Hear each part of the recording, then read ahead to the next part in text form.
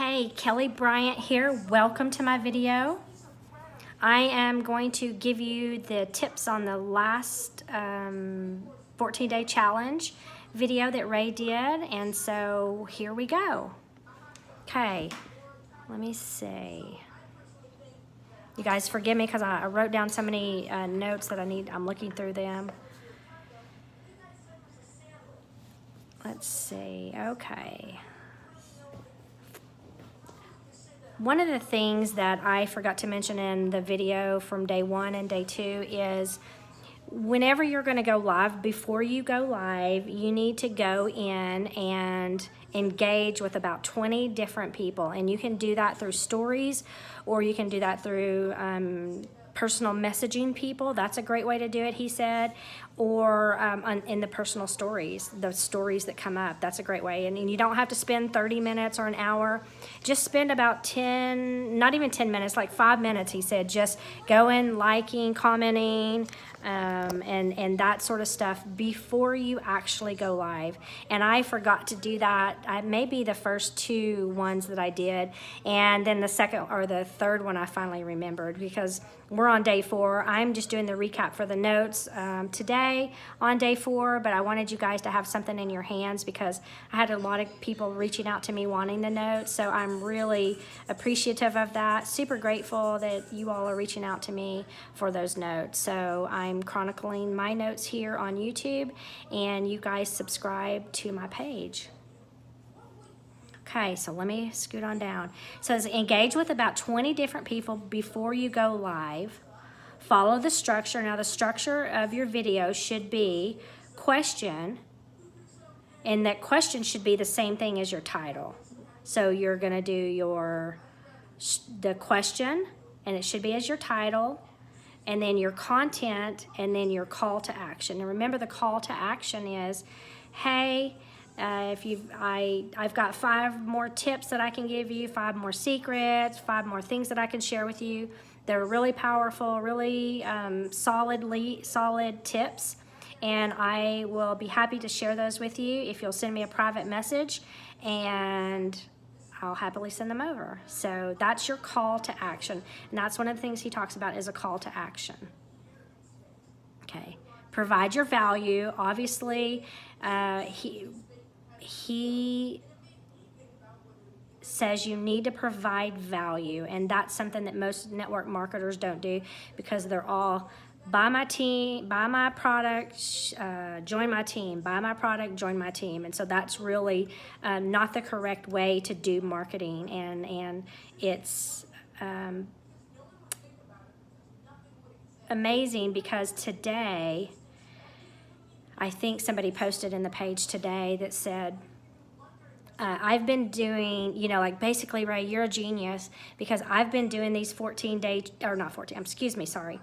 I've been doing Facebook Lives for the past year, and using what you taught me, it's the first time I've ever gotten a lead. So she was totally excited, really thrilled, and to me it was like, holy smokes, that's amazing. This is really good stuff. And so he's going to do challenges again. So when he does and announces those, you definitely want to get on and get into the challenge. And he said, not every challenge is going to be the same, because the first one, they just did this is the second challenge that they've done. And he said the first one was a little less put together because they were just starting it. And then he kind of goes off the questions that the people have. So you have different personalities in every group, and so that's kind of the way that it ends up going. What he ends up teaching is the questions that the people are asking in the group. So I'll continue to do the challenge number 3, maybe challenge number 4, and just try to soak up everything I can, because I joined this business again to make a huge difference in my life, and once I understood that it's really so much bigger than me, then I now want to impact so many people, because I've gotten the pleasure of people saying, oh my gosh, this business has changed my life on my team. And so it's amazing feeling. It's hard to express, but it's just an overpowering joy that you feel when you get to help other people change their destiny. And so I came in really needing to change mine, and mine got changed along the way. It makes more sense, like, oh, I'm here to help other people. So you find yourself in this kind of business and this kind of journey. So, okay, now I'm gonna move on here. Let's see. Okay. I know you guys want the most powerful tips that I have here, and I'm kind of having to just re-look through them. So he said, do what works until it stops working, but you should not mention your company or your product name. Why? Because in order to crush it in your business, you need to attract people to you, in which you won't do by talking about your company and your product.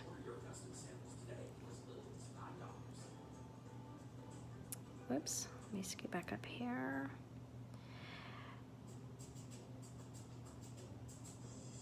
Do what's convenient for you to do. So whatever's convenient for you to do, content-wise, do that. Think in a leveraged way. This is the worst thing you can do as a leader, is have your long phone conversations with your downline, and that's something that you can do like a video like this. And instead of teaching and telling everybody the same thing over and over and over again, you can have an informational YouTube video that will cut what you do in half, because you don't have to keep explaining it over and over and over again. So using YouTube like I'm doing here now is a great way to cut into what your work schedule is. It makes it lighter, and it's just also people getting to see your face talking to them. Okay, now what is a lead? That's a good question, right? From doing this challenge, what is a lead?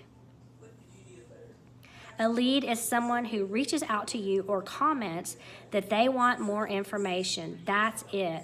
Likes, hearts, views, generic comments are not leads. And that's something I've learned from him, that, and really probably other people too, just recently. But, you know, likes and hearts don't really give you money, make you money.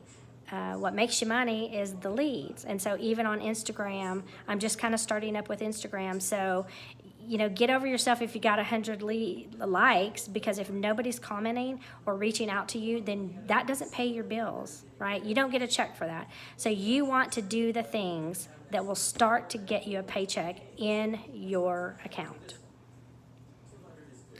So he talked about big hats and little hats. And so big hats would be somebody that's at the very top of your company, and it doesn't matter. They could have a picture of them drinking a Dr. Pepper and have, you know, 250 likes and loves and maybe comments.